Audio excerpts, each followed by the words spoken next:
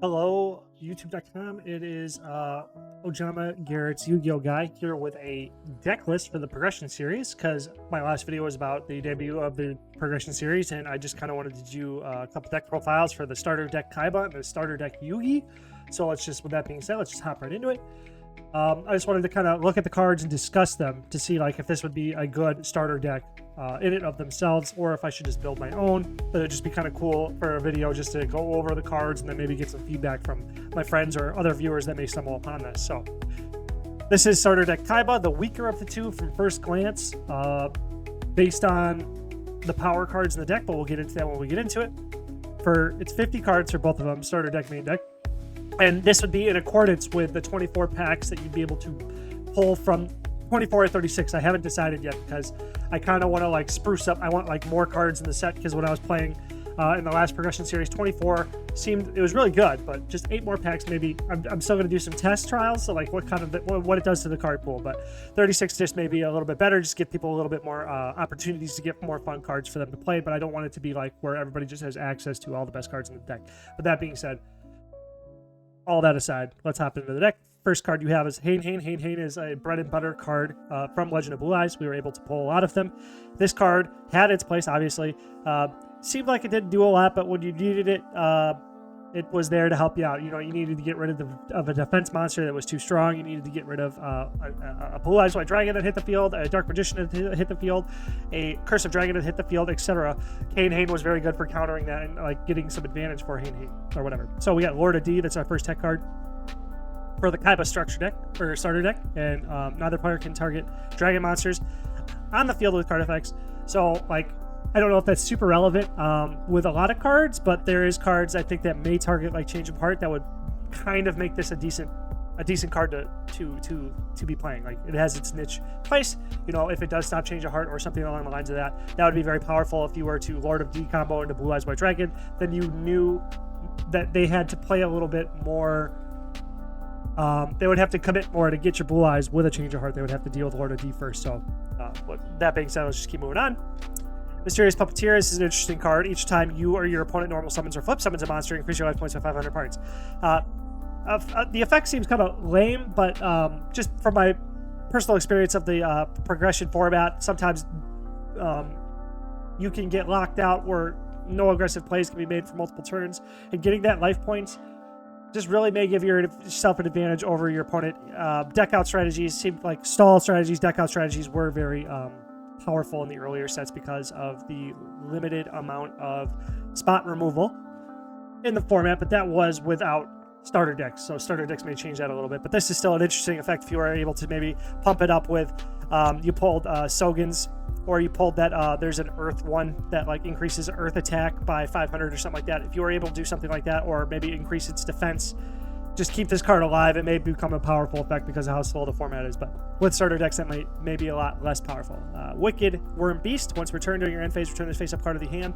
So this seems really lame. I mean, it's a 1400 normal normal summonable monster, so it's not nothing. But the fact that it returns your end phase, the only reason I could see this card being playable would be like some sort of strategy where you're able to give this card to your opponent, like a creature swap. I don't know when that card comes out, but that would be kind of interesting to see that. Creature swapping, for instance, somebody's Blue Eyes White Dragon, not attack, end phase, you get to return that monster to your hand, etc. Then you could use it as discard fodder, or you can summon it again, or do some other plays like that. And it's kind of like a chain beat. I don't know if anybody's familiar with chain beat. You could play this card, have it swing it over an opponent's monster, and then it just returns to your hand at the end of the turn, so you don't have to worry about losing it, so you would always have that presence of a monster, so that kind of makes it sound a little bit better to me.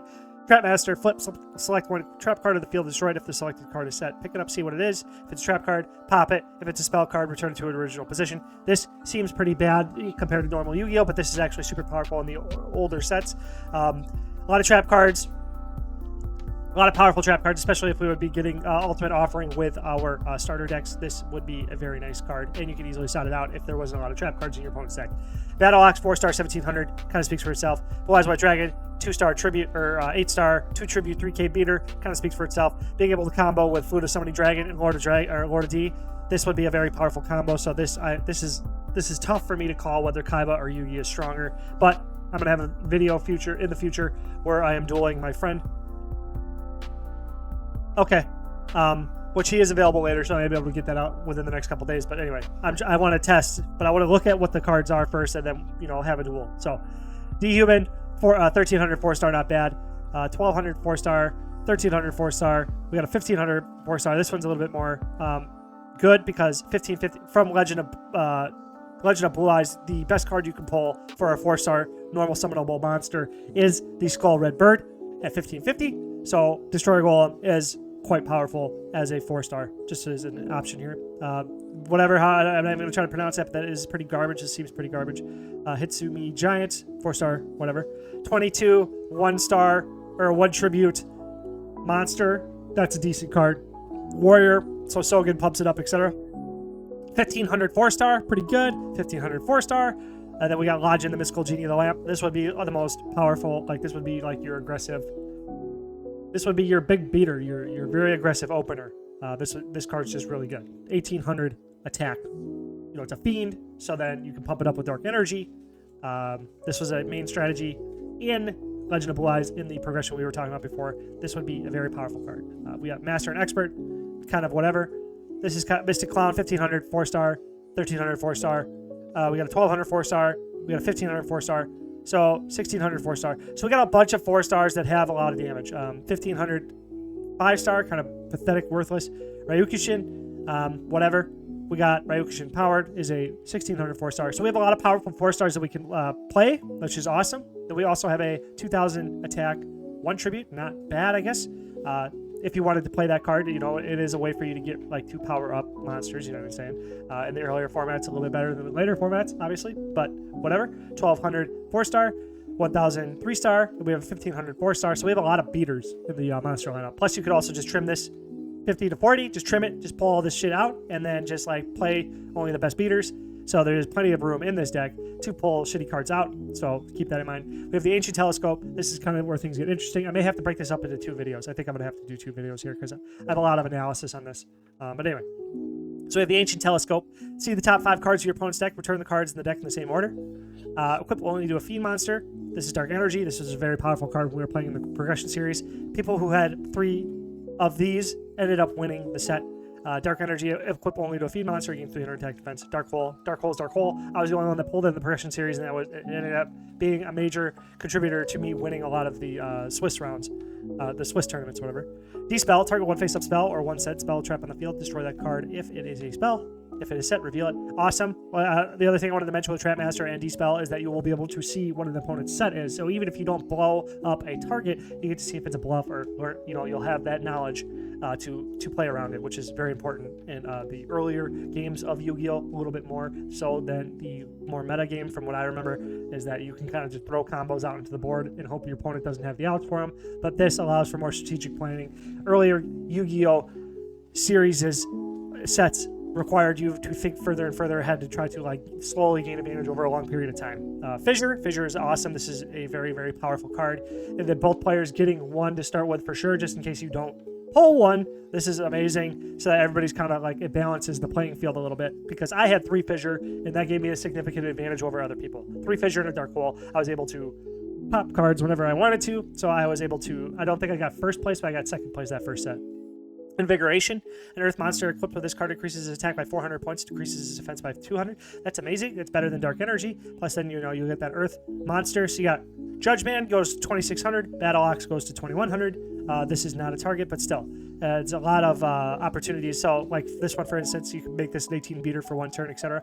Monster Reborn speaks for itself. We got Okazi, you need to inflict that 800 damage. You're in time. You're in time. You've been stalling or something like that. You just need to burn it for 800 damage, or you want to go for that big last push. Having the 800 damage in your hand, it's not nothing. But this isn't necessarily a card I would side this out most likely, but or not play it. Then we have Remove Trap.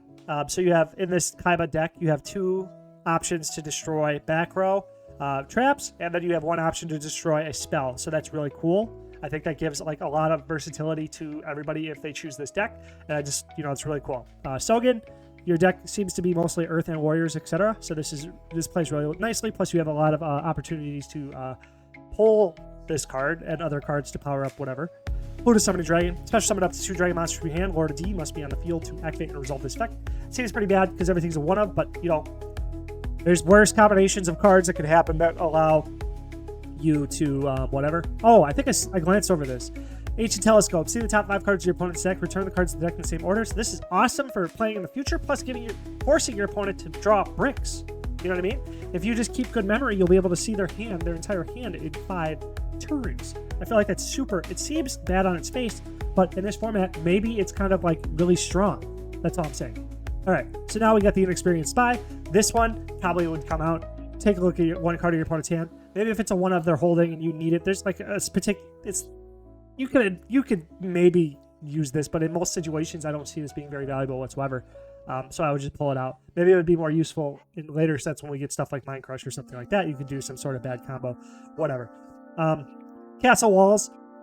Increase the defense of one face-up monster in the field by 500 points till the end of the turn. I could see this comboing really nicely with that Mysterious Puppeteer, so they attack into it. It makes it a 2k beater defense. This can be activated in the damage step to allow this to stay alive and then start to get the effect each time your opponent normal summons or flip summons a monster, increase your life points by 500 life points. Plus, it could also do a little bit of burn because they're going to attack into a face down. Anyway, Just Desserts inflict 500 damage for each monster your opponent controls. Really good card. Like I said, if you're trying to set up a play, you get a bunch of pokes in with your Lodge In or whatever, your Battle Ox, and then you're trying to go for a big swing with Lord of D, Food of Somebody Dragon combo with the blue eyes and then another dragon, whatever is in your hand, and then you want to go for a Ukazi into a Just Desserts. You could just Ukazi Just Desserts, then go bang, bang, bang, and hit them with your whole combo. You could do a large amount of damage, I feel, if you set up for it, and this isn't impossible of a play to set up, but just Desserts is just going to give you, it's just free. It's pretty good. I feel like it's pretty good. Reinforcements. Target one face-up monster in the field. It gains 500 attack until the end of this turn. Damage step trap. Very good. Forces your opponent not just to swing into everything you're doing. So, you can set up Lodge In with the Dark Energy. Get up to 21. They try to summon Curse of Dragon. Put a whatever on it. I don't know. They summon Dark Magician. So you're playing versus Yugi. You summon Lodge In. Put Dark Energy on it. And you set reinforcements. They put in all this effort to summon a Dark Magician. They attack into your reinforcements and then you kill the Dark Magician and you're in a very fortunate position. So Reverse Trap, this one's a very interesting card. I saw this, it made me wanted to do the deck profiles. In the Legend of Blue Eyes set, there was a lot of equipped spells. It became equipped spell format game of war where you just summon a 13 or a 14 or a 15, try to stack a bunch of equipped spells on it and then try to hope your opponent didn't have a beater to swing over. And this would be awesome. Until the end phase, all effects that add or subtract attack, defense are reversed. Additions now subtract and subtractions now add instead. Multiplications and divisions, including having doubling, are not affected. But you know what I mean? So if you go damage step, they flip up reinforcements, and then you flip up a reverse trap, that would be such an amazing counter. And I think that sort of card interaction would be really fun and satisfying to see. They Dark Energy, their Lodge In, this is what I'm saying. I'm going to use this example again. They Dark Energy Lodge In, attack into your monster, attack into your Lodge In because you're a combo player too, and you flip up the reverse trap. Boom! Now you win. And they can't even reinforcements to counter that because everything's reversed. That's just super interesting. Super interesting card interaction. Wanted to really talk about that. Trap Hole. Everybody getting a Trap Hole. This was also another card that if people got it, they ended up winning a lot better later in the series, because this is one of those cards that just never fell off in a reduced format where not everybody has access to really good cards like this start to really shine. You know what I mean? If you open Lodge In, set Trap Hole, they go to summon their Lodge In, Trap Hole, what do? You know what I mean? Two-pronged attack. This was pretty common for people to pull, and this did save your ass if you had a defense stall deck and you needed to deal with a monster like Blue Eyes White Dragon. This is a really nice card. At a 1 or 2, at 3, it was super circumstantial. Whatever. Ultimate Offering. Both decks are going to get this card, and this is one of the reasons why I wanted the starter deck Kaiba and the starter deck Yugi to be given to everybody, is that it would speed up the Legend of Blue Eyes to a point where if a player got Ultimate Offering, they would get the ability to not OTK but swarm the field. But it gets balanced out with Dark Hole if you hold Dark Hole for Ultimate Offering. It becomes a whole different ballpark. Your opponent spends 2,500 life points to swarm 5 monsters to the field. I survived the turn. My turn. I play Dark Hole. Now, what is your opponent going to do? So I think it would create a lot of. I feel like this deck would be a very powerful deck. Or I don't know if it's as powerful as the Yugi deck. Sorry, I only have 10 seconds left. But I feel like it would spice up the format enough to make the earlier sets more fun. So with that being said, part 2 Yugi deck profile tomorrow, and then the duel. So thank you for watching, and I hope you guys join my progression series. Leave a comment down below and subscribe.